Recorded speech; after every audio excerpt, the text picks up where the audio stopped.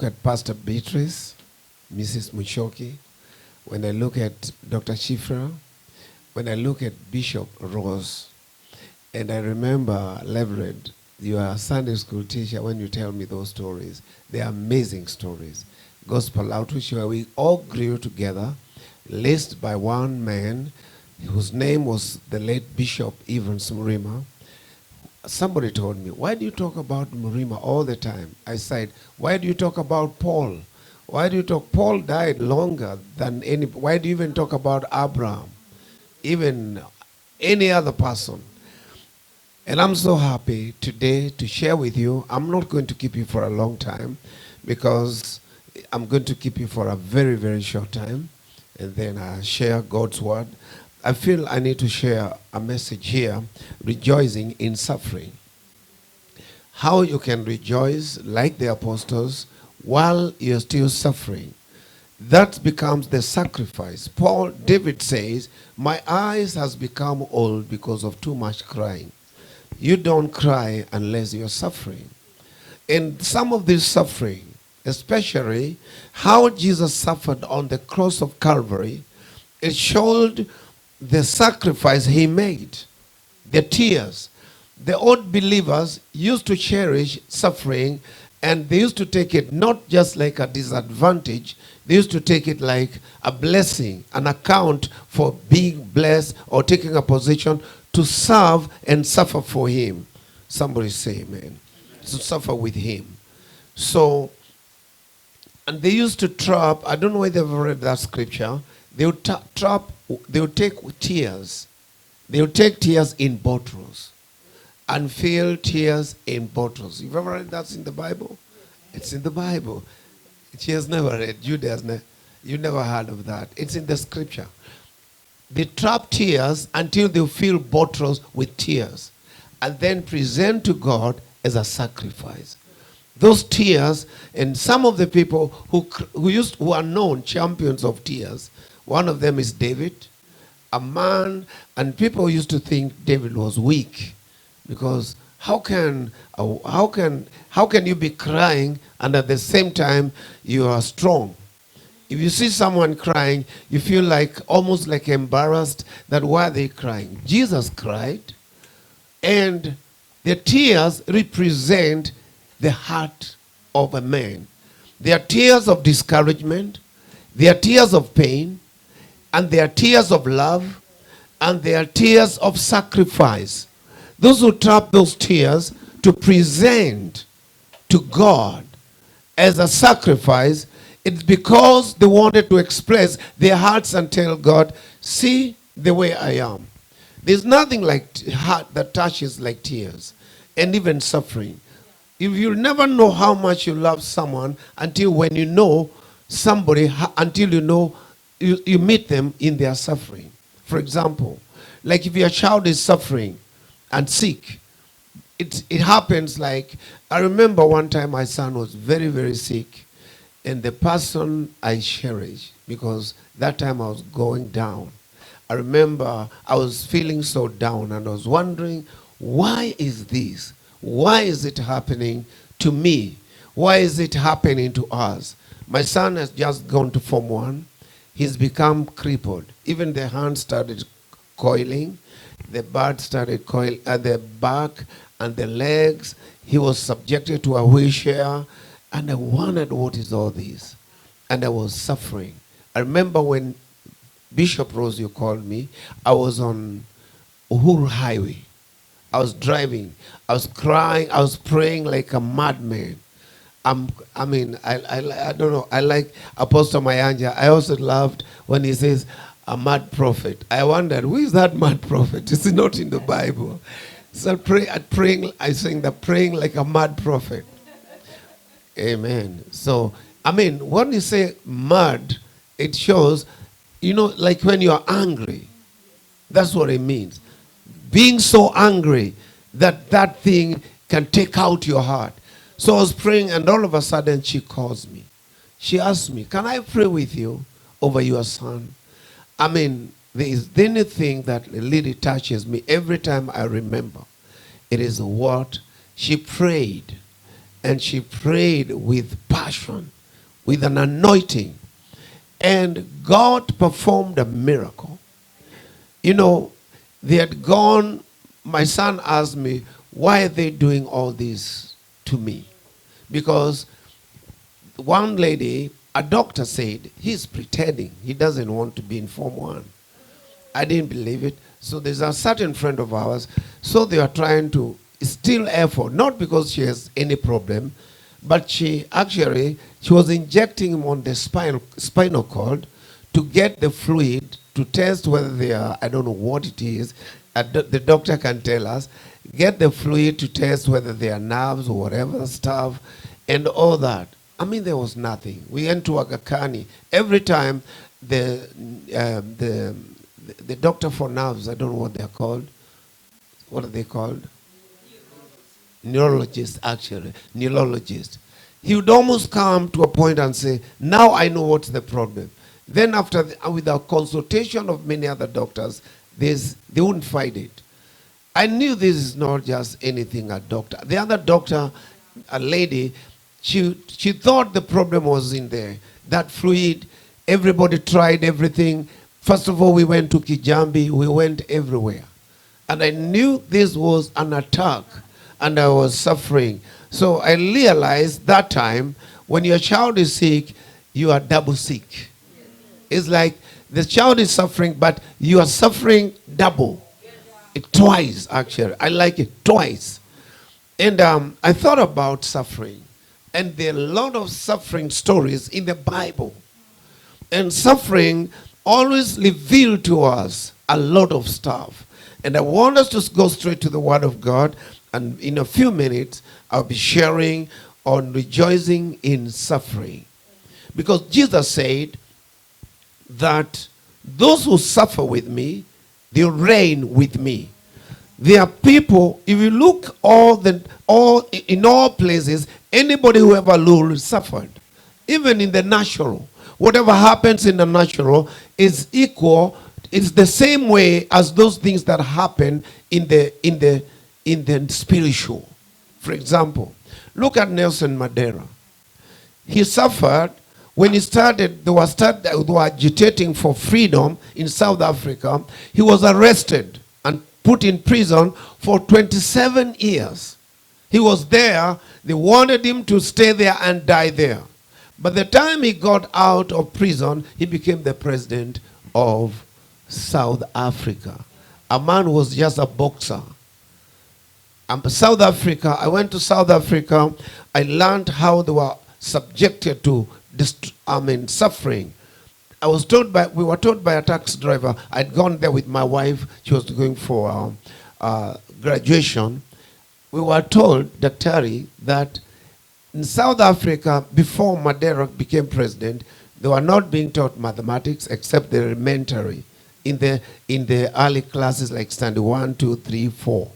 And then they stopped there, and they were not being taught agriculture. How can you learn a nation or an economy if you have not done mathematics? There are no accountants. They made sure they're in a level they can never rule a nation. And they are crippled, and they don't have food. You cannot grow food to sustain a nation. And then Mandela comes up, and a lot of things started changing.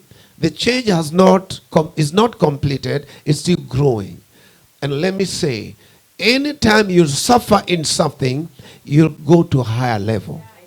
Even in prayer, if you suffer in praying and fasting, that induced suffering and dedicated to God, it will make you to go to levels you could never go through any other means.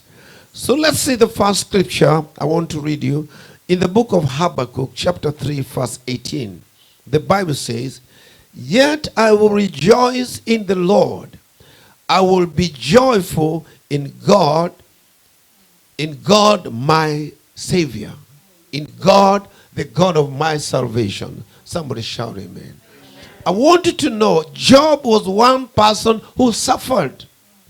And yet he's saying, yet I will rejoice in the Lord. Even though I'm going what I'm going through, I will rejoice in the Lord. Yes, I will be joyful in the God, my Savior, in the God of my salvation. Somebody say amen. And that one tells me something. The devil wanted to silence Job once and for all.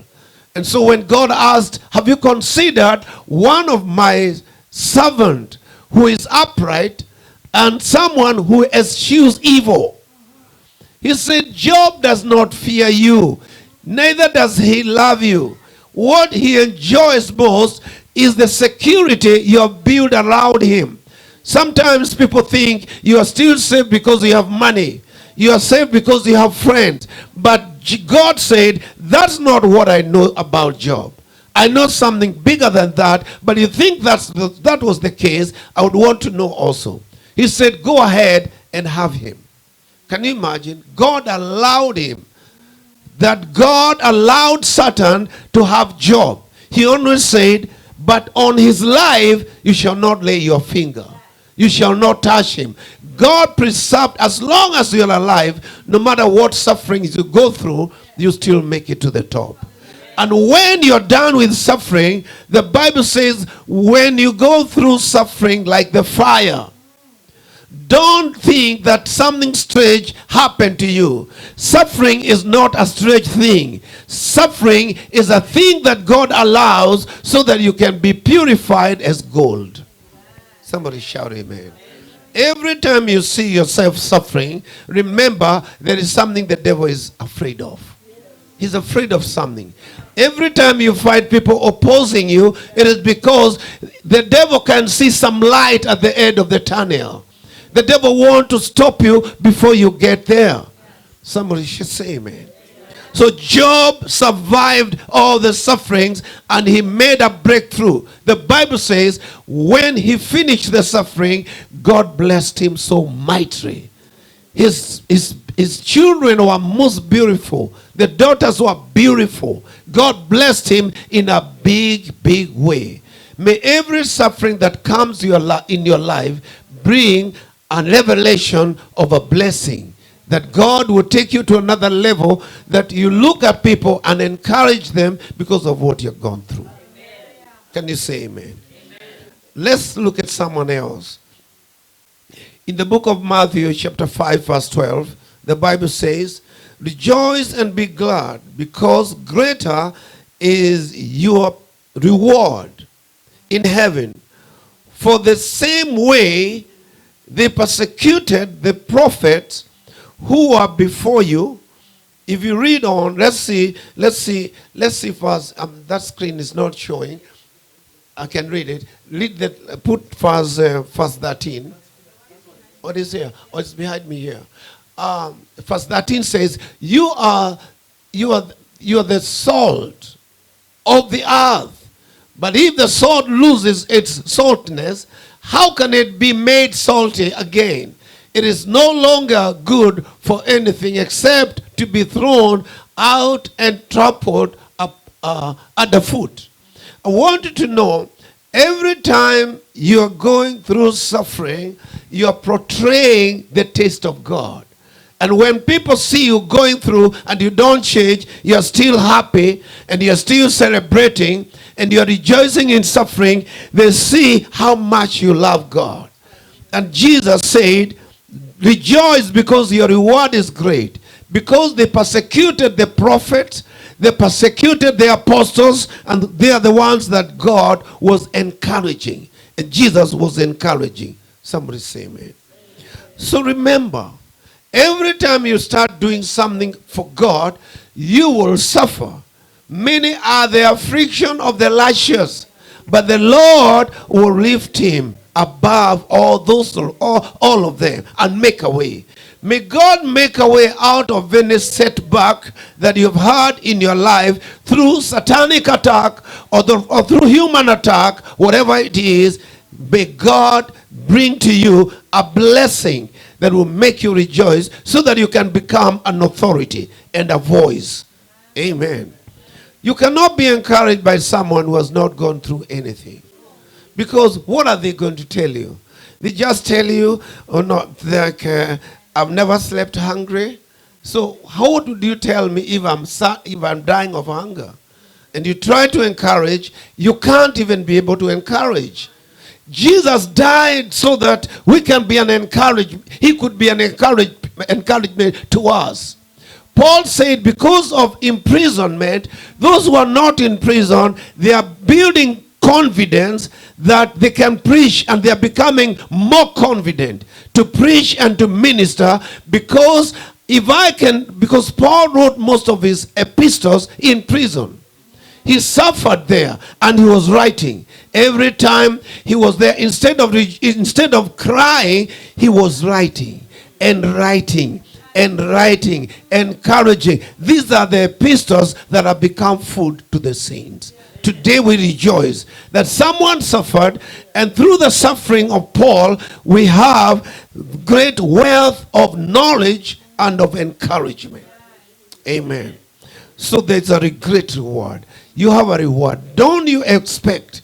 Look at all the people all over the world. Anyone who suffered could not become a dictator. Somebody shout amen. Anyone who suffered would not become a dictator. Look at even the president who suffered out of some, none of them became dictators.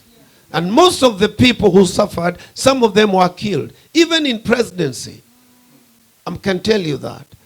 They have gone, they are done, they have achieved great position and honor and respect. If you are a parent and you sacrifice your money to educate your children, to take care of people, that time, that's how, and politicians know that better than most of us. Do you know politicians who come? Let me ask you a question. If your child is not going to school because they don't have money, and people are praying with you, and they are telling you, don't worry, it shall be well. You see that word that is commonly used? It shall be well. It shall be well. And the child is not going to school. Then a politician comes over and say, why are you people crying? What is happening? You say, school fees. Say, I'll pay for that child for 3 years. I mean, until Form 4. They are doing it for political reasons, but because of the sacrifice they have made, who are you going to continue listening? To the one who has paid school fees, or to the one who is saying it is well? You can tell them now, stop, it's well, because it's already well. And thank God for the prayers. And I'm not saying demeaning prayer, because maybe that politicians came because somebody was praying. Someone has to make a sacrifice. And when you do such a thing, you win votes. They say to you, be our leader. If you paid school fees for so-and-so's child, then be our leader. Every time you make a sacrifice, you are attracting God's blessings. You are attracting God's favor. Every time you give, or you go an extra mile, you are attracting God's favor. Can someone shout amen? You know, when Jesus taught that, he taught it, and a lot of people even today don't understand. When Jesus taught about the extra mile, Jesus taught during the Roman Empire, they would not, if a Roman citizen would be carrying a burden, carrying a big burden, let's say a burden like a load, let's say this is a load, you are carrying on your shoulder, a load, and you meet, and you're a Roman citizen, you're carrying a load like this, and all of a sudden, you meet with another citizen of another nation, like a Jew. You stop them and tell them, take my load. The law allowed them to force you to carry that load, and you're going this direction. They turn you back, and you go a mile. Jesus said, when they make you go an extra mile, don't go 1 mile. After 1 mile, tell them, I want to carry for you another mile. That makes you say that I'm rejoicing, helping you. You force me, but this time I'm forcing you to help you. And you carry. So the Romans would wonder, why did you do that? I'm only allowed to force you 1 mile. The extra mile, the Lord does not allow me. So what you have done is out of your heart. is an extra. Jesus said, do that. When you do that, you defeat them. You cannot overcome if you have not sacrificed. What he was talking about is suffering, rejoicing in suffering. You are suffering because you had an appointment,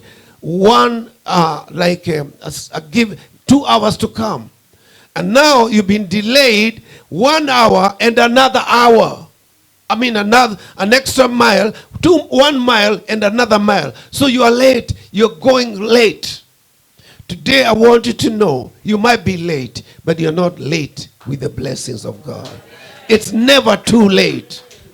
It's never too late. Amen. So let me show you another scripture in the book of Luke 6, verse 23. It's about rejoicing in persecution. The Bible says, rejoice.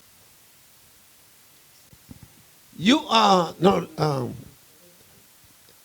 I'm talking of Luke chapter 6, verse 23. Anybody who's doing that? Okay. It's there. Okay. Rejoice in that day and leap for joy, because great is your reward in heaven. For that is how their ancestors treated the prophet. That's how they treated the prophet. Do you remember Jeremiah? Jeremiah was called and he was told to prophesy the truth. So when he prophesied the truth, one man hit him on the face and asked him, where did another prophet, a false prophet, hit him? Now, prophet a liar. You prophesy, a false prophet comes and slaps you and says on the face and asks you, where did God pass? How did God pass me to come to you? And I'm also a prophet, but a false prophet. God has no business with false prophets. And he said, rejoice and because great is your reward. There's a reward. Somebody who wants a reward today, make some sacrifice. Do some sacrifice. That sacrifice you do for people. Some of the people you sacrifice to, they'll never pay you. One pastor told me that if you preach in a church where people don't pay tithe, preach to them and don't hurt them if they have no money to pay tithe. Because if you bless them and they have nothing to give you, God will bring others who will bless you, whom you never ministered to. And I'm a witness of that. I remember one time in gospel outreach, it was no struggle. We can't pay bills. We can't pay the hall. We can't pay, we are building, and there are a lot of troubles. There's no money. One time, God brought a fellow. This guy was not even born again. He told me his story, how he was given a wholesale shop in Nyeri by his father. He was told, learn it. And he got favor. He started making sales. This guy would come in church. Those old days. He would come in church and bring an offering every Sunday of 80,000. He used to give more than what the whole church was giving. One Sunday he didn't come. I said, God, what is happening today? And I knew we are in trouble. By the time we are taking a cup of tea, the man came sweating. He told me, Bishop, something happened. I got so late. And he pulled another big envelope of 100,000. He used to bring that money weekly. Until one day, when the government and, the KRA people told him like he owed them, I don't know how much, he came crying. I tried to comfort him. I got confused. I was wondering, how can they hurt the person whom God is using? And actually, he couldn't survive in the business again. And I thought, I'm done. But we are not done. Even when God removes one person, he brings another one. He will always make a way. So one pastor told me, minister to them because God opens doors elsewhere. And I knew that was true. I told him, I agree with that. Somebody, maybe your brother, who should be giving you, who should be helping you, did not help you. God will bring someone else who is not even your brother. You are not even related. God used even a person who is not born again. Say amen. Listen, Trey. I remember one time, I don't know whether I told you, Bishop, God brought, one Sunday, a certain lady called me. She told me, we'd like to come and see you. I want to bring my husband. There are things I want us to talk. So I asked her, who are you? She told me, you'll know my name when I come. So I waited. So she came. I didn't know her, and I did not know the husband. And they are young people, very young people. So she told me, I brought this one because he's going through a lot of trouble because he does not pay tithe. So I asked, who is he? He said, it's my husband. And who are you? She told me her name. And I asked them, where do you go to church? So they told me they go to Anglican church. So I wondered in my head, why couldn't you go to the Anglican pastor? Why are you coming to me in the first place? So then he interrupted. He said, the wife told me actually before he interrupted, said, and that he had begun farming, and the generator was stolen. They stole even the drip irrigation, and stole everything. And they found, so he didn't have a generator to pump the water, so the crop dried up. So he told me, this man is going through all that because he doesn't pay tithe. So he spoke and said, I brought tithe. So he brought me some money. So I said, what do you want me to do? Pray for us. I want to tell you, make a long story short. This guy is called Teddy. Now this fellow, and they are young people, the man is about around 30 years, and the lady is about maybe 28 there. And I'm here wondering, these people, I was almost like, something was wondering, why couldn't you have why did they think of me instead of thinking to their Anglican pastor? Then something told me, it's God who is bringing people you have not ministered to. And they were not coming to join the church. They didn't join up to date, they have not joined. They still go there. This man, he has, I said, if I had a son, this is a son, not biological son. Not a son I've raised in the gospel. Not someone I laid hands on. But there's a son. This fellow, God, I prayed for him. The wife is an engineer. She's an engineer. She was working with Chinese and making some money. But this guy is not anything. He did another degree. And he was trying farming. He had no job.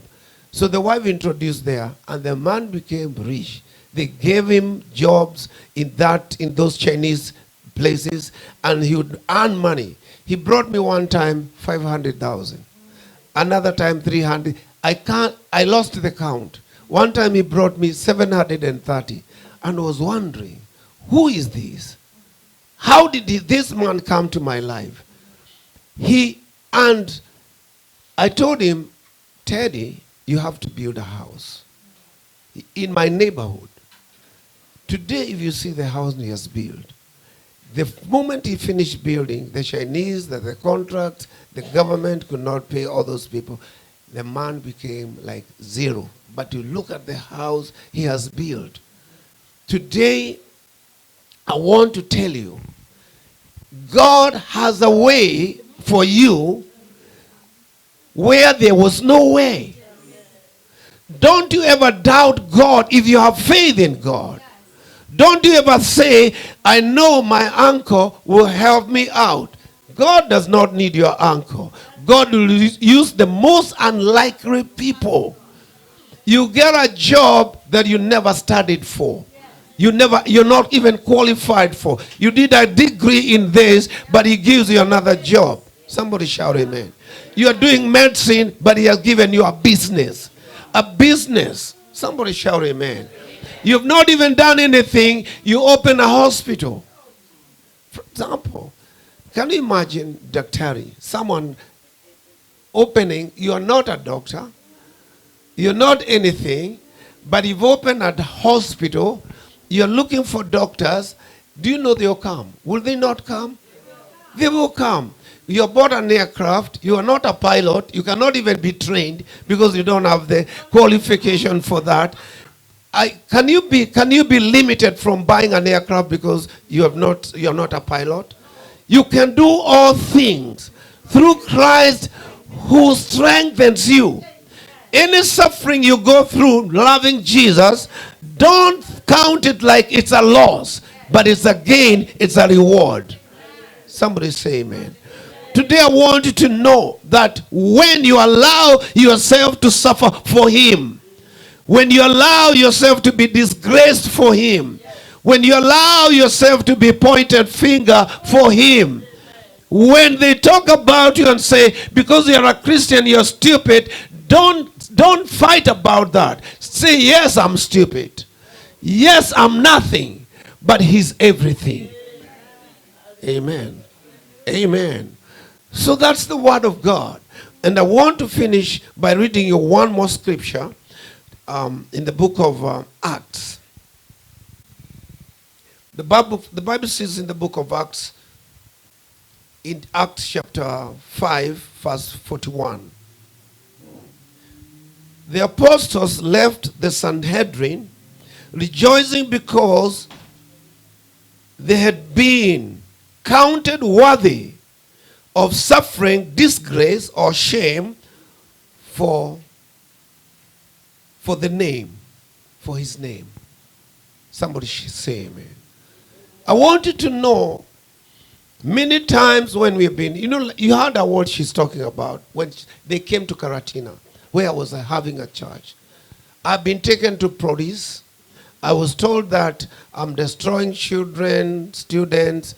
I remember, I don't know whether there's a certain lady, you remember the pastor, the man I went to visit, pastor, the wife, whose wife got saved in my meeting. I was invited to go and preach in a high school called Kerithain High School, where Bishop Mrima was supposed to go, but he said, since I can't go there, just go and preach on my behalf.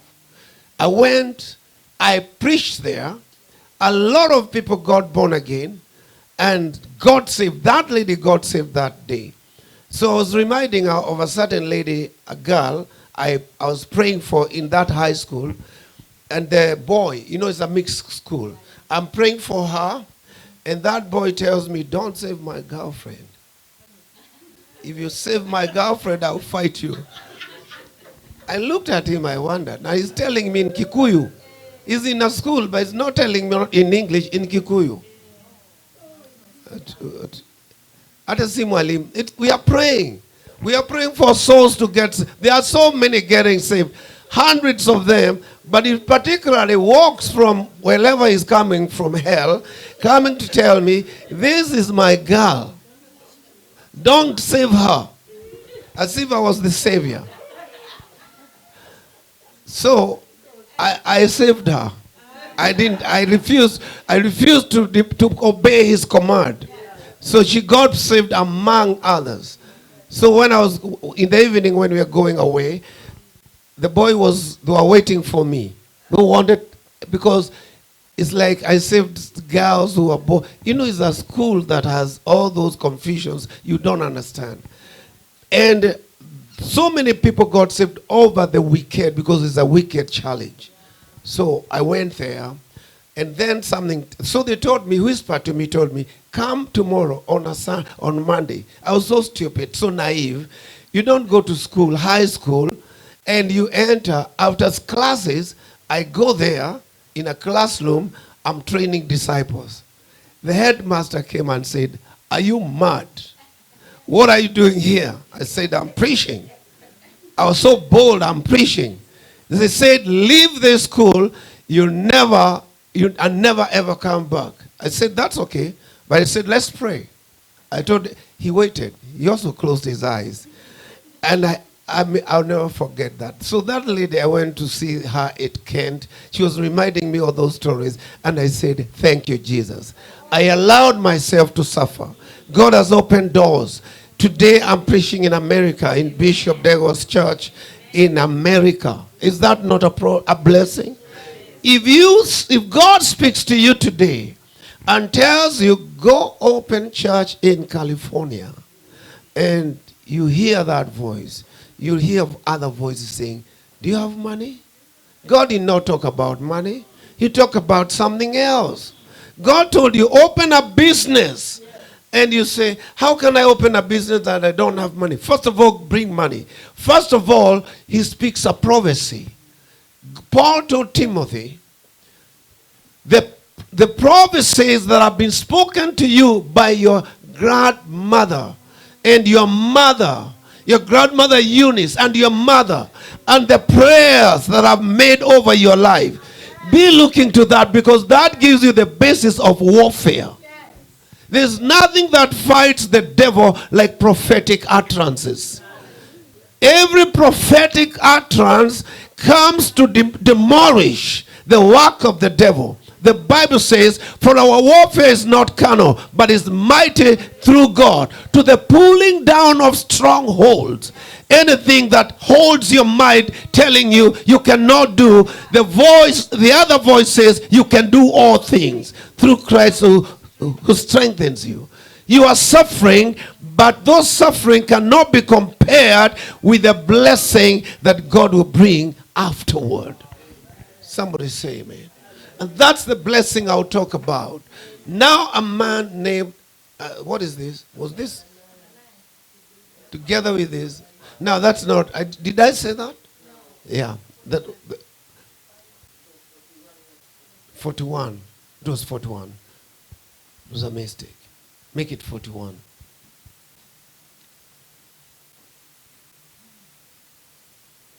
You got it? Just leave it. Put another one. Put Acts chapter 8 verse 2.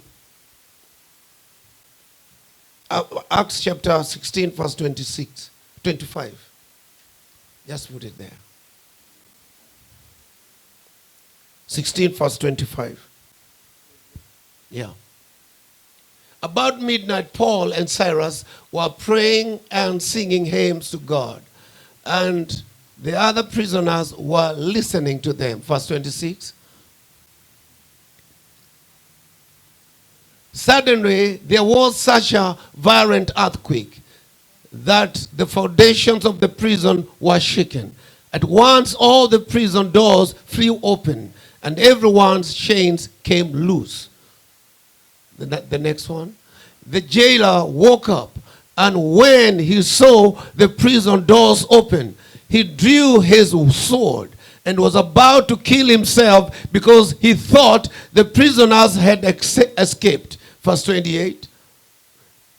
But Paul shouted, don't harm yourself. We are all here. Somebody shout amen. We are all here. This was a comfort. You are in prison, but miracles are happening. If you follow the story, the next verse, the word of God says, after that, this man with his household, they came and gave their lives to Jesus. And the same night, they were baptized. Somebody say amen. This is what happens even when you go to prison. Even when you're taken down there. God will put you to a situation so that you can be able to arise to levels where you could not rise in an easy way. Somebody say amen. Shout a big one. Amen. Shout a bigger one. Amen. Amen. I would like you to know that God is preparing every one of you for a reap, for a high level of blessing. And when he does that, you'll be able to become an authority.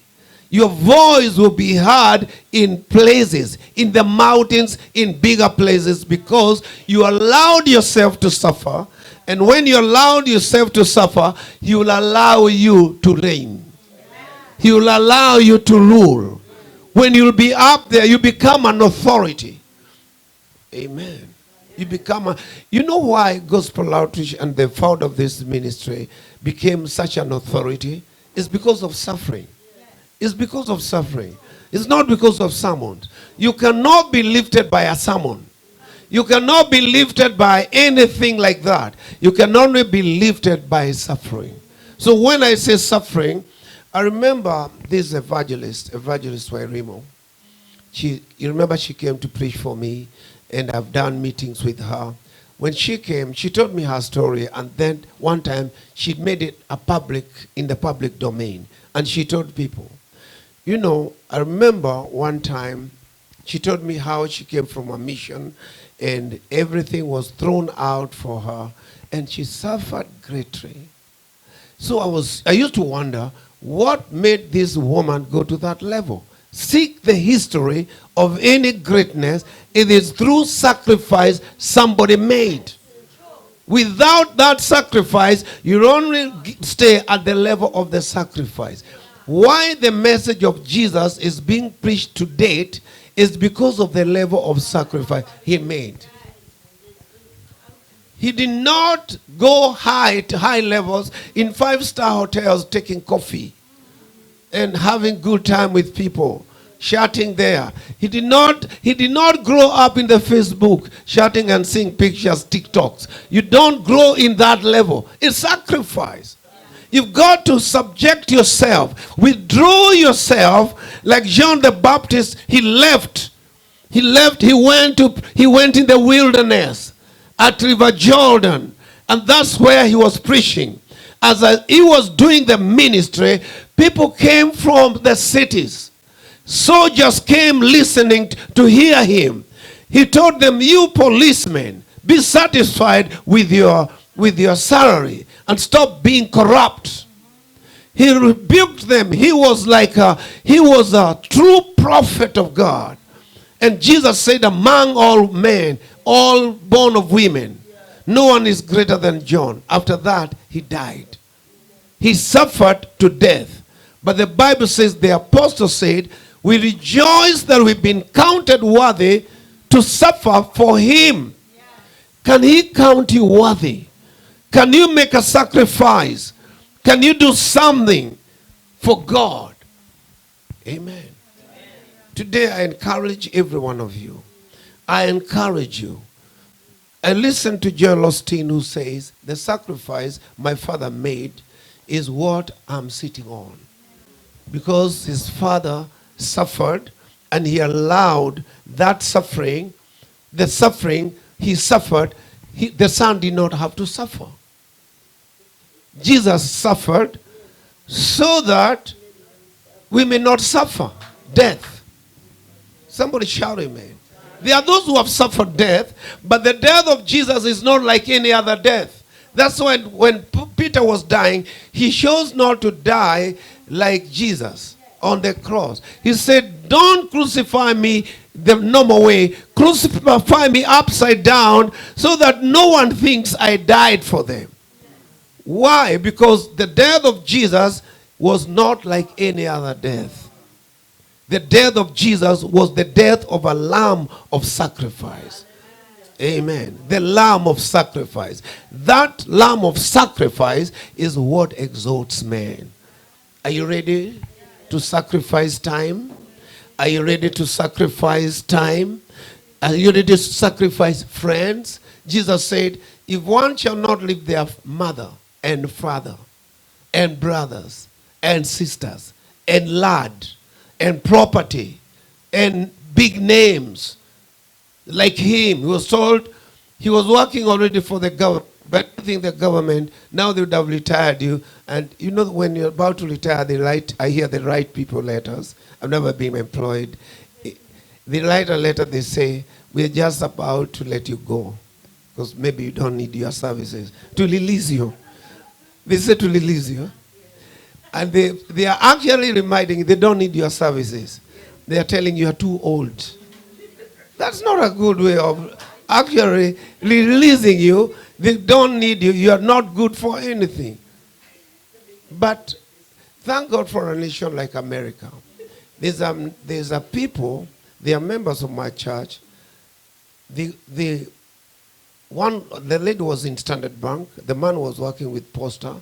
And then they were retrenched. The other one was, and then the lady prayed. She would come to church. She came to church every morning. And the man is supposed to buy milk, you sacrifice in church. She told me that stories. Then she heard of a green card. She filled it and she won it. And when she won that green card, they have lived in Texas. And they have built homes there. They're in Texas. They have built a home. They have bought two homes. They came and built a home and they bought a home in Nairobi. And they did that at retirement. Then there's a pastor in Kenya. They retired bishops of. There's an Anglican bishop was telling me, he doesn't know. He's 70 now. He wants to be ordained here because they retire at 75. But in Kenya they retire at 65. So he said, I don't want to go to Kenya so fast because they retire me too early. These people came to America very old, and they have even those fellows, my good friends, we celebrated with one, he's here. He used to be a big man in Kenya, that guy. And a big man in Kenya, we celebrated birthday for him, 72, and he's here. So he's telling me he's working. He told me the money he has made in a short time. No, not that one. Another one told me who has come for 2 years. He has made money that's more than he made while he was a principal of a high school. I said, how was it possible? And they told him he's old. But he realized he may be old to that, to the person who said with that letter, but with God, he's not like that. You are fearfully and wonderfully made. You are meant for greatness. You shall be the head and not the tail. Don't accept what people said about you. Don't accept what status, what people think you are.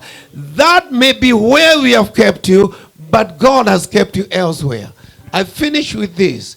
When David was 17 years, God chose him. He left those who are soldiers, his brother Ariab, his brother Abinadab, his brother Shammah, and all the others whose names are not mentioned. Samuel said, bring me, don't you have any other son, Jesse? He said, yes, I have, but that's a boy. But God said to Samuel, I have found a man. You might not be like the woman, the lady they are looking for. You might be too low. Maybe you don't have what it takes. But God is able to take you, to qualify you where they never qualified you. God has qualified you today. He has qualified you to be what the dream said you are. Amen. If God said you are to Joseph, your chiefs, your brothers will be bowing to you. Yes, they will bow, whether they want it or not. Even when they threw me in the pit, still they never changed anything. Even when they sold him to slavery, they never changed anything. Nobody is going to change the plan of God. Imprisonment cannot change what God intended you to be. Slavery will not make you anything less than what God said you become. Somebody shout amen. The chains, because they wounded him, his hands and feet with chains, but they are not going to change the purpose of God in your life. And you're not going to change the purpose of God in the lives of your children. Are they drinking? They'll stop drinking. Are they crooks? They'll stop crooked ways. And God will raise them up for your sake. Say amen. He healed my son. He can heal anyone. Amen. The other day, August, Bishop, I didn't tell you, I rode in a car 3 times. 3 times. In August 14th. I rolled in a car, one and another one and another one. I'm almost going to the river. I got out of that car. I had no scratch. I had nothing. By the time I'm done here, maybe that's why I came here. By the time I'm out of here, maybe they'll have finished repairing my car. And let me tell you, I was driving that car from January without insurance. I stayed all the way up to July. I didn't have insurance. In July, I paid insurance. In July 22nd. I didn't know God, before a month is over, on 22nd of July, and then for 14th of the next month, less than a month, my car rolled. I could not even afford to raise money to do anything. They came with breakdowns. I never said, even whatever was being done, I was not to pay a thing. Do you know how much that Mercedes costed? It was going to be repaired because the value is 8.4, but 8.4 million, and the repair is 3.56. Where could I have gotten that money? I was driving without insurance because I didn't have the money. But then I got the money, I paid for it because it's very expensive, that insurance. I said, let me just drive it for a while. Somebody might say, that's careless. No, it's not just careless. I didn't have money. But God made it happen. And above all, he saved my life. The doctor who gave me that drugs, I was given, Dr. by a pharmacist, I was given drugs for sleeping. The ones given to mad people when they are so crazy. They say, I checked, they say if you take those drugs, you'll have hallucination, drowsiness, dizziness, abnormal dreams, the high blood pressure will go so high, and all those kind of things. I could show you when we sit down. And that thing, I went to preach in Macharia high school to preach to Goa women. By the time I'm coming back, 3 hours, the medicine reacted. And I remembered I crossed a bump. After that, I don't remember anything. I had a blackout. I drove off the road sleeping. All the way down, when I was lowering is when I woke up. I got shocked. So I went to that doctor. I told him, he saw me. Did the drugs help you? I said, yes, but not completely. I didn't want to say no because everybody was there. I wasn't there to embarrass him. So I told him, but I went there. They were studying him and another lady, still in there. I think they are both in that chemist. I told him, but I rolled in a car accident.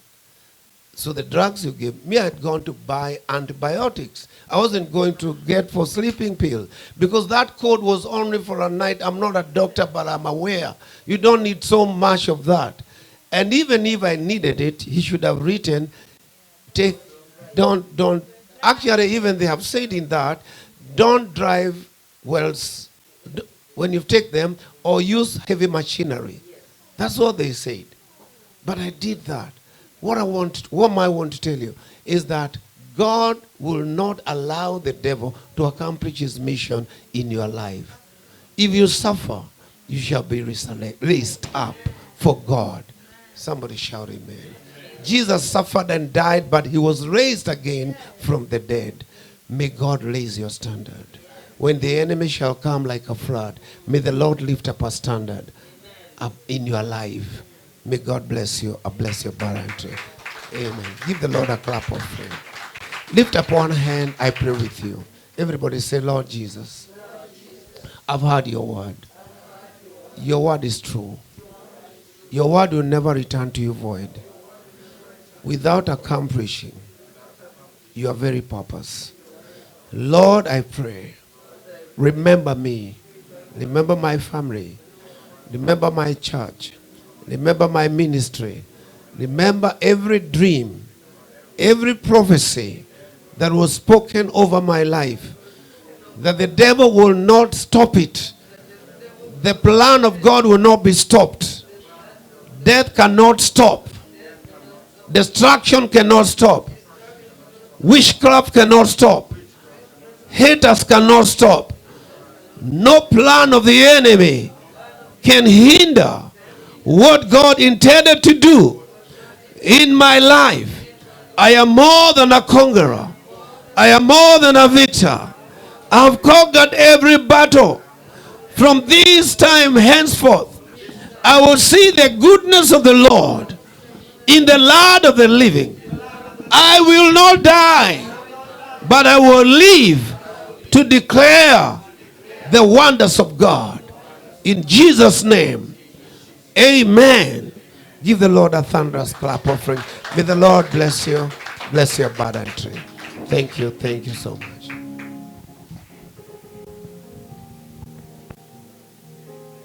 Amen. What a joy. Come on, put your hands together. We celebrate. You can celebrate better than that. It was powerful. Wow. Wow. Wow. Thank you, Papa. God bless you. That was very powerful.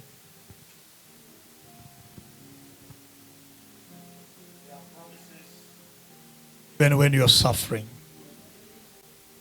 And God is faithful. So there is a purpose for everything. And we purpose to be strengthened, to move forward and refuse to be discouraged. And the Lord is faithful. Everybody lift up your head and say, thank you, Jesus. I don't want us to take much time again because of our time. When we break, we just going to do it shortly because this hall shall be changed to be something else. And there are people who are also coming to do this.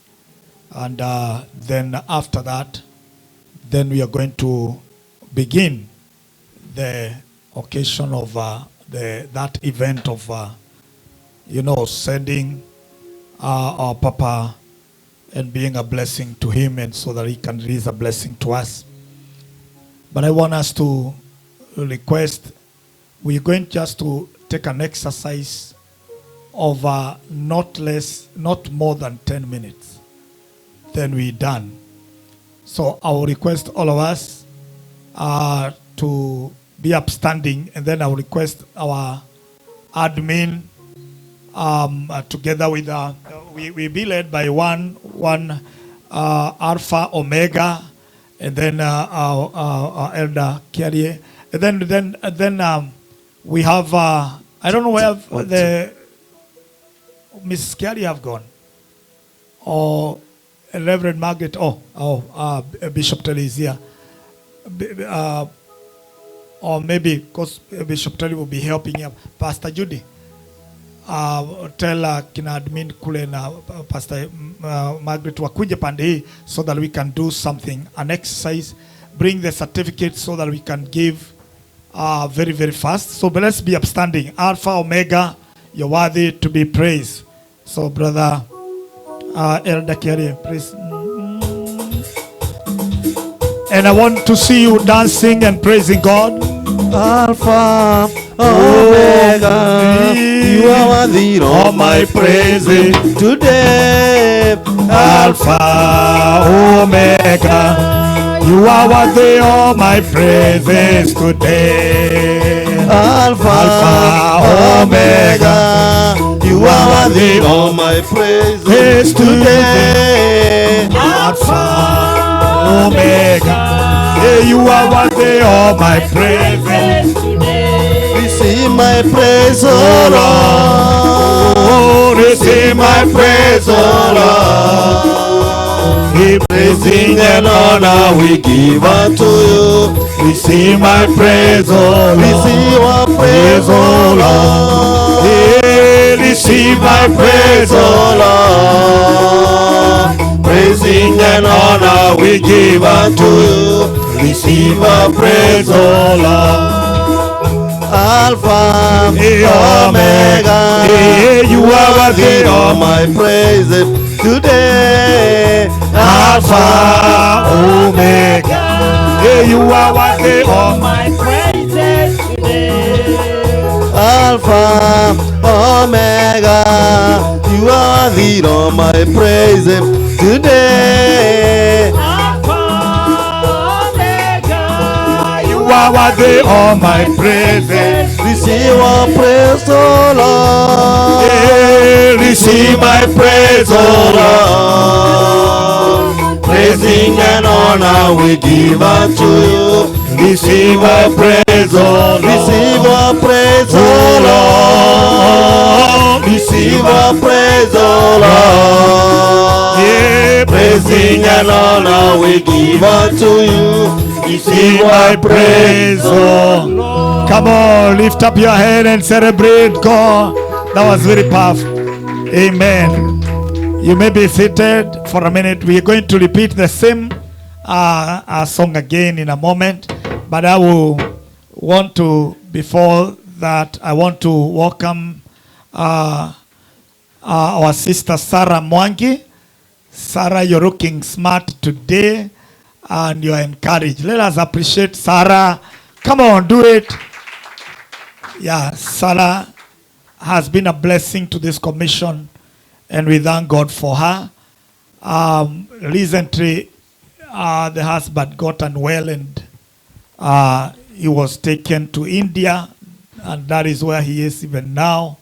But the Lord is glorious. We prayed here, trusted God for a miracle, and God is faithful, has healed him after the surgery. So that is very powerful. Then she will be going back. I mean, she will be visiting home next week. She will be traveling together. The same time, our Archbishop is going the same day. That's the same time also Sarah will be going home. And so just to join the family to celebrate. And then she will be there 1 week before the husband comes. So we thank God for that. And so I want us to, she greet us and say kwaheri, as also we release a blessing to her as she leaves. How about that? Amen. And also our elder Dr. Francis Githuku also will be leaving the coming week also. He will be leaving on Tuesday, going back home. So all of them, all those who are going, we will pray for them. But let's Sarah say hi to us. Karibu. Okay. All right. Okay. Thank you.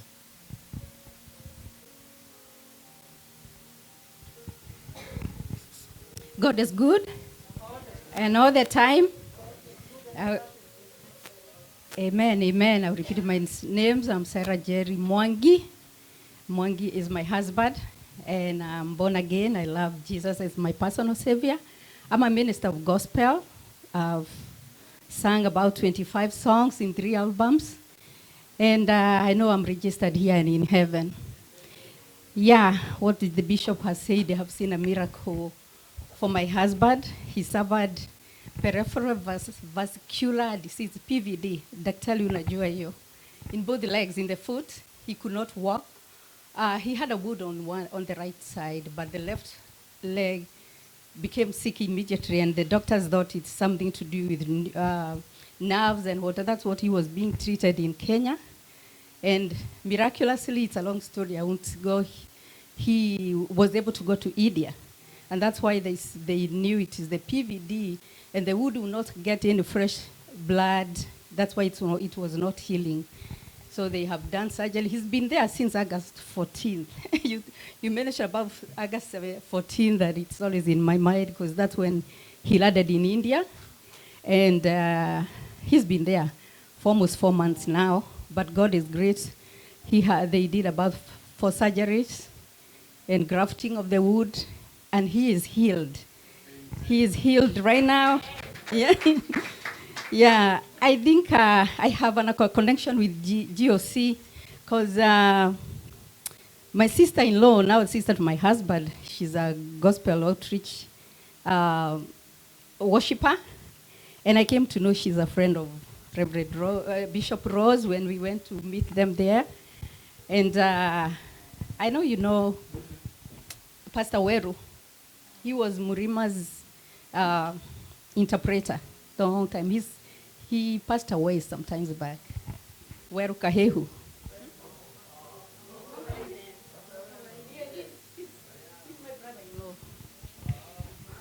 And my brother, now a brother to my husband, he's called Murioki. He's in Redeemed Gospel at Gitonga. Actually, I sent them these messages we get him, and he knows you. He said, that's Bishop Macharia, Mama Kahehu's bishop. That is my sister. I didn't know all this time.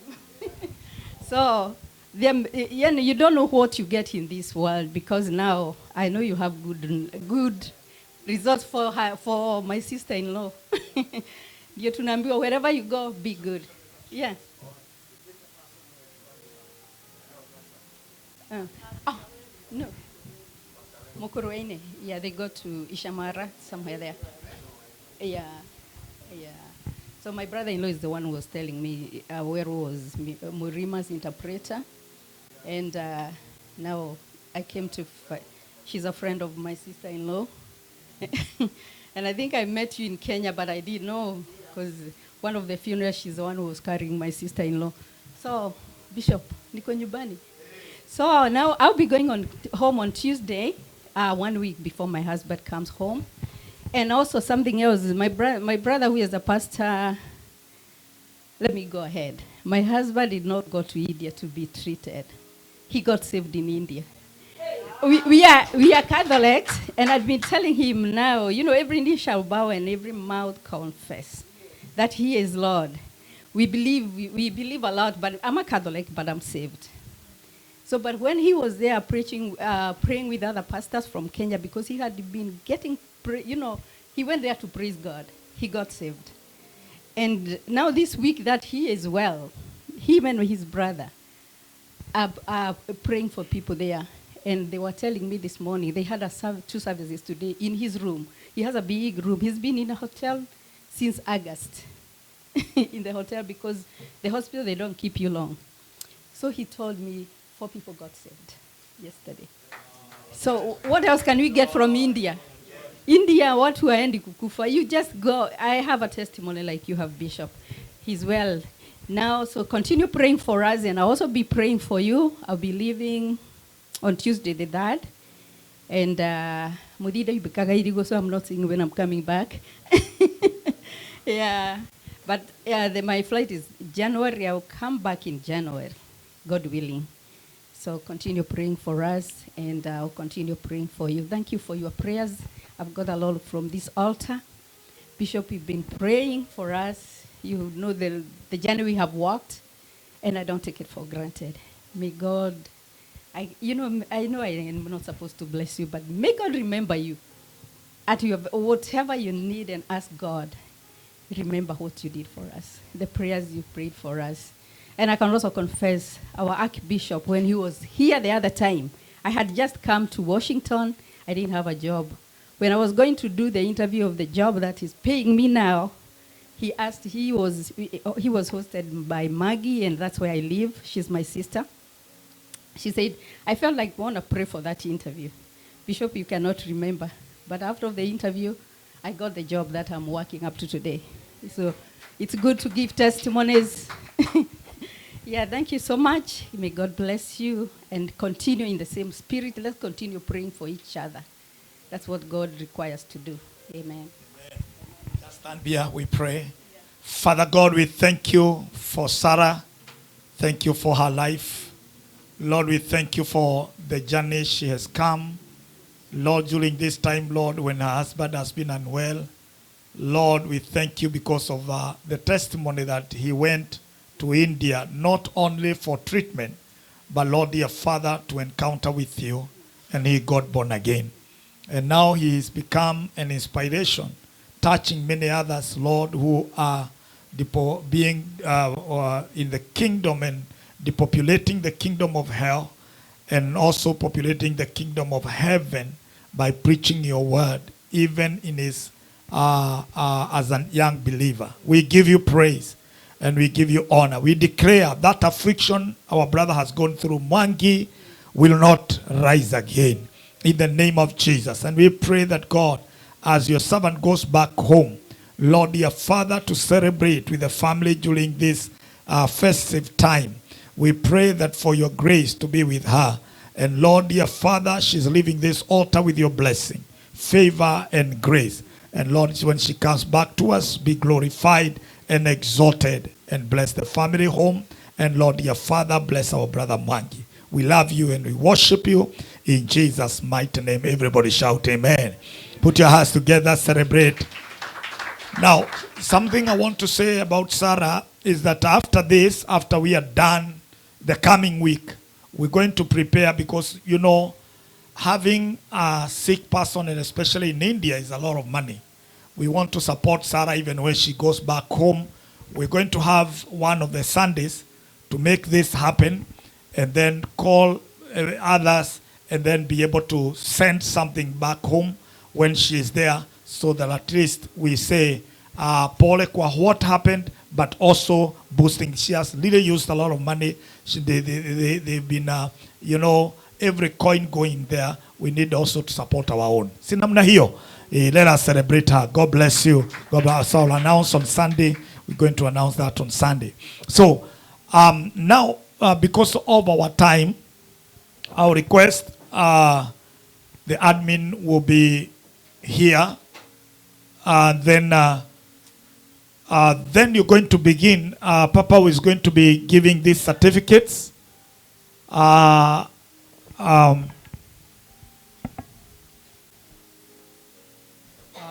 that at least when you are giving the certificate, you come sign, and then when you sign, that is that. So calling the names, then you come and sign there.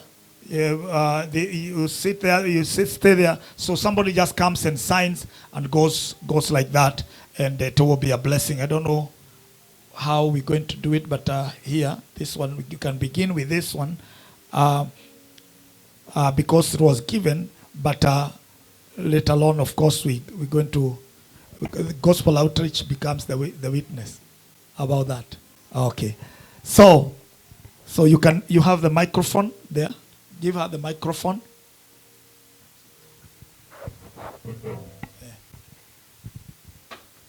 Amen. So we're going to do this exercise very fast, and where they can sign.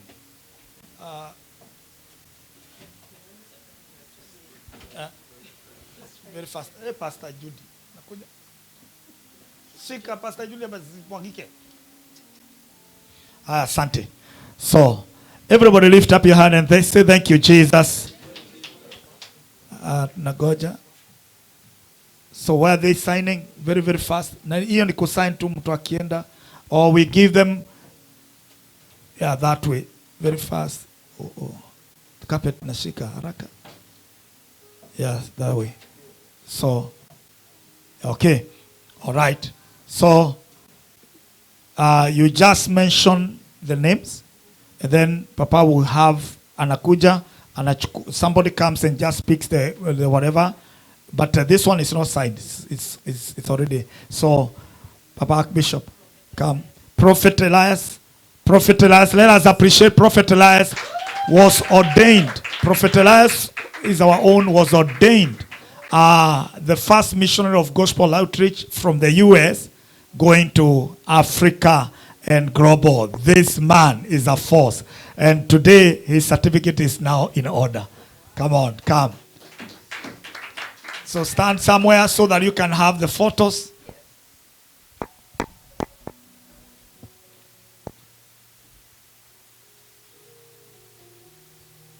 And then we do very fast. We do very fast the photos. Faster. Laka tu ni once na hivyo. Sasa hizi zingine ni mbio. Tuanze na zile zingine. Dedication certificates for the you will sign Bishop, Prophet Elias. Don't worry, that one you're not going to sign. You're going to sign another one. Don't worry. Cassandra's children, rise up. We are going to come and pick the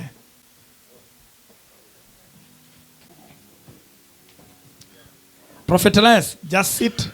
That time will come. Okay, very, very fast.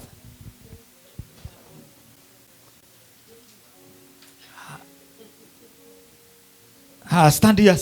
You pick very, very fast. Okay. We have all the children. All the children are here. The 4 children, they were dedicated the other day, so Cassandra is taking the. All right, Pastor Judy, huyu haukusaidia pia.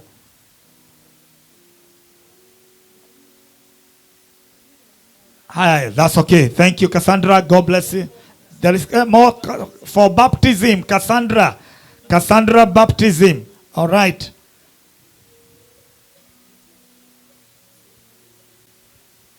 And then you appreciate her.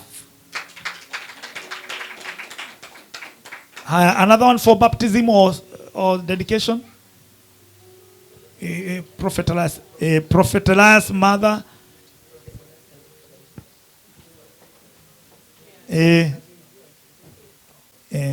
Prophet Elias, come and pick for mom.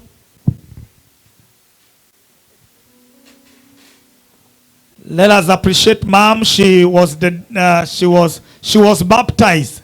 Come on, appreciate mom. Very fast. So the others now. Did you do the photo? And isikae sana. Hii ni kitu tu ya kukachua chua. Yeah? Yeah, you just read the name and then ana sign hapo. Alafu nampatia bishop anampatia. Okay. Bishop Terry Mushemi. Bishop, karibu askofu. Mungu akubariki. What sign later? They can sign later. Pastor Judy Karia. Hata isitoke, inawekwa tu hapo ndani hivyo tu bila kufungua. Ni nyingi sana because they are over 70. We tutakaa sana. So wanapewa tu, inapigwa picha alafu mtu anaondoka tu. Picha moja tu bila kuifungua. Picha nini moja. Very very fast. You come sign there. Thank you. Very fast. Asante. Yeah, God bless you. Okay. Mother Ontere, very fast. Makendo Ontere. Mother priest, very very fast.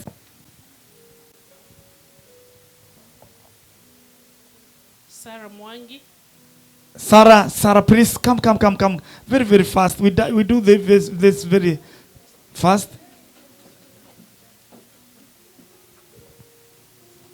Hapo na askofu. Elder Veronica Kamau. Atakuja.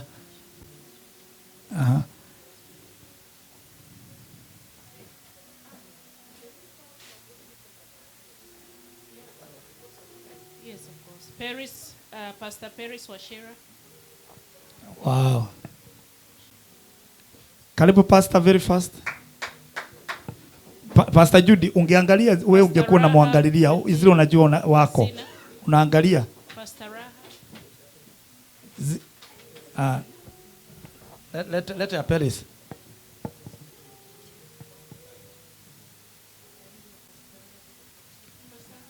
Nilikuwa nakwambia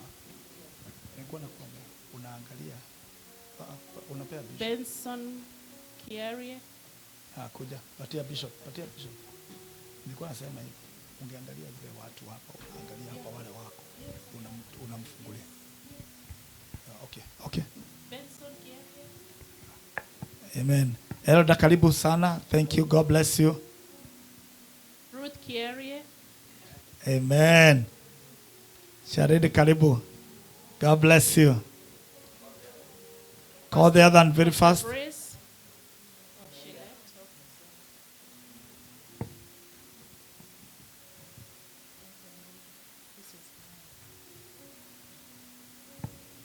left. Continue. Reverend Margaret Modoni. Reverend Margaret.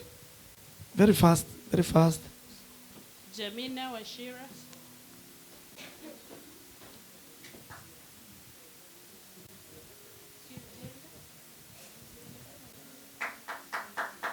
Amen. Eddie has clapped. Eddie. Courtney Wainaina. Courtney. Prophet Elias. Today, Prophet Elias has a lot of certificates. Courtney. She's here. Hope. Pastor Mary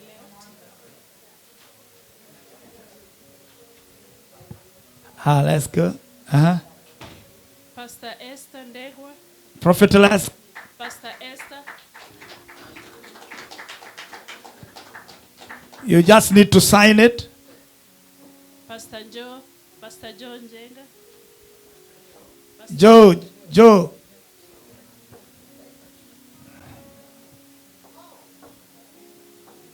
Matthew Ndegwa. Matthew.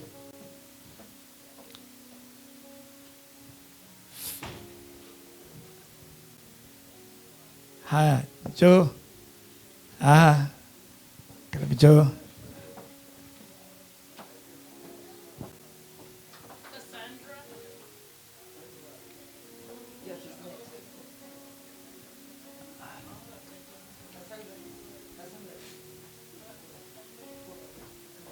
Very fast. Oh, come this side.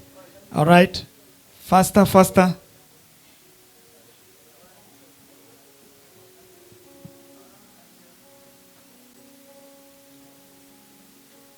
All right. Come here. Just stand there. Appreciate Cassandra. Minister Anway. Admin, very fast.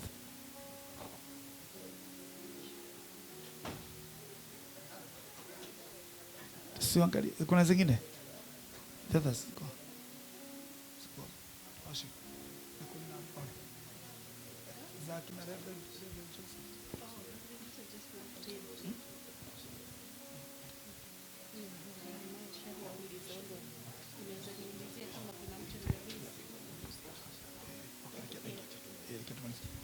Okay, Reverend Joseph.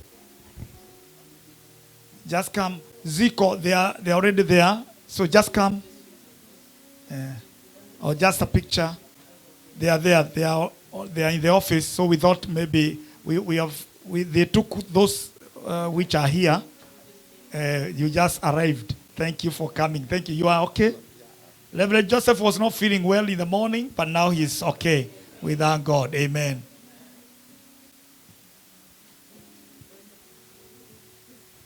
Amen. Okay. So, all right. Thank you. God bless you. All right. So, let's appreciate God. Is there anybody who has not gotten? Because they are there. The certificates are already there. It's just maybe it got late or something. Okay. Okay. We want to pray for Bishop Rose, who will be leaving in a moment. But we also want to do, I don't want us to take more time because we have done the best part. But others, with the certificates, they are in the office. So they will still be given, even those who come in the afternoon. We want to finish. And therefore, I will request Reverend Margaret to come. And we stand, all of us, so that we can do the benediction. We are blessed. Everybody lift up your head and say, thank you, Jesus. I can't hear you say, thank you, Jesus. So after this, I want to say, because after the benediction, after this, we're just going to take a very short time. Maybe the next, because we are going to combine the next service together with this. So by 3:40, we are beginning the dinner. This place will be another thing. That is why we've taken that time. We had communion. We had all that time, all those things. So take 40 minutes. Let all of us be here so that at least we have a moment to celebrate our Papa and dance and have the dinner. It will be very powerful in Jesus' name. Lift up your hand and say, thank you, Jesus. Amen. So, Karibu Reverend Margaret, you do the benediction for us. Amen. Amen. Hallelujah. Amen. Let's have a seat. Because I want us to appreciate our bishop. Can we appreciate him? Let's appreciate Archbishop. Amen. I want you to turn to your neighbor and tell them, I invite you to the special occasion. So the benediction I'm doing here right now, it is not a bye, okay? We are just ending the service and we're going to continue. We have food and other stuff to celebrate the doing of the Lord. Amen. Let's pray. Let us pray. Thank you, Jesus. We worship you and honor your holy name. Thank you, mighty Father, for all the guests that you brought to the house today. Thank you because they became a blessing to us, and I believe that we were also a blessing to them. As they live, O King of Glory, and those that will continue staying with us to the next step, Almighty Father, we ask that your blessings be upon them in the name of Jesus. Thank you, mighty Father, because of the week ahead and even this month that we have begun today. Lord Almighty, we foresee great things happening, and we are waiting on you in so many ways, and we know, Jehovah God, that we will not be disappointed. The week ahead will yield for us in a great and mighty way, and everything, oh God, that you have released from the throne of mercy with our names on it will locate us in the mighty name of Jesus. Healing will be our portion, and lifting will be our portion, promotion will be our portion. In the mighty name of Jesus, your peace that surpasses all human understanding will reign in our hearts in the name of Jesus. We bless your holy name, O God. There will be a lot of goodbyes and welcomes, and we are grateful, Almighty Father, because of these times that you have given us, even with our Archbishop. We bless your holy name, mighty God, that even many doors are opening for other people to come and continue being a blessing to us. We give you all the glory, all the honor, and all the adoration. We pray, mighty Father, for those that are on the way coming to join us in the second service, that Lord Almighty, you bless them, and that mighty Father, we get a good time over here to celebrate and to honor your holy name, because it is good and you have made it happen for us. We are so grateful. Receive honor and adoration, mighty Father. Even as we release some, we release them in the name of the Lord. Glory and honor be to your name. All this we pray in Jesus' mighty name. Amen and amen. And now may the grace of our Lord Jesus Christ and the love of God and the fellowship of the Holy Spirit be with us now and forevermore. Amen. Goodness and mercy shall follow us all the days of our lives, and we shall dwell in the house of the Lord forever and ever. Amen. So to conclude this session, I want to release our online church, The Overflow. Amen. We love you so much from wherever you're watching from. You, our brothers and sisters, some are just around it because you are at work, and others are very far. But you always join us in our service. Right now, we want to recognize you, and we want to appreciate you for coming, and we want to release you with the blessings of the Lord. May the Lord bless you and keep you. May the Lord make his face shine upon you and give you peace. It shall be well with you. All that we have received here, you are a partaker in the name of Jesus. May the Lord bless you. We're looking forward to seeing you next Sunday, or maybe the next session tonight. May the Lord bless you so much. You are welcome. Bye-bye. God bless you. Amen. Thank you. So we are going to release some guests, Bishop Rose and the team, but Bishop requested a photo here.